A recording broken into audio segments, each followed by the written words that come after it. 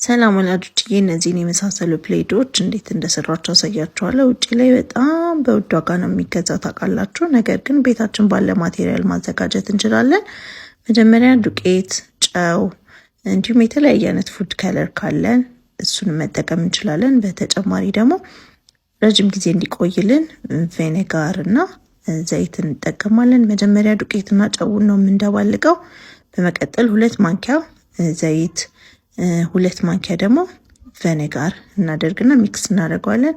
ከዛ 1 ኩባያ ውሃ አድርገን ተወሰነ ሰዓት ላይ እናቆየውና አውጥተን 6 ቦታ ከቆራረጥነው በኋላ ያሉንን ፉድ ከለሮች ውስጡ አድርገን በደንብ እናሸዋለን።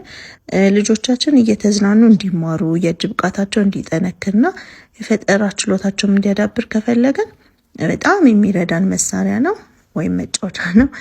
እና መጨረሻ ላይ ያገኘነው በጣም ደስ የሚል ነው። ረጅም ጊዜ እንዲቆይልን ከፈለግን ደግሞ በላስቲክ አሽገን ደህና ቦታ ብናስቀምጠው ረጅም ጊዜ ይቆይልናል።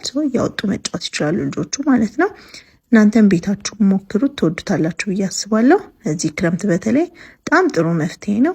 መልካም ጊዜ። አመሰግናለሁ።